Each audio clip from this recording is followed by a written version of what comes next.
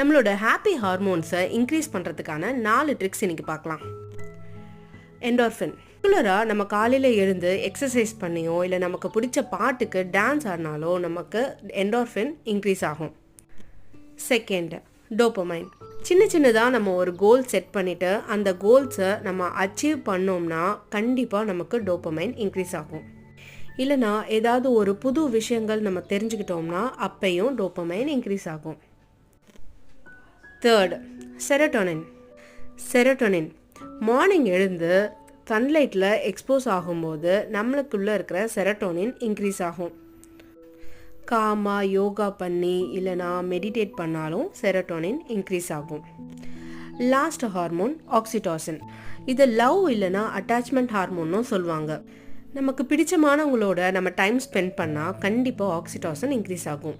நம்ம லைஃப் ஸ்டைலில் கொஞ்சமாக இந்த மாதிரி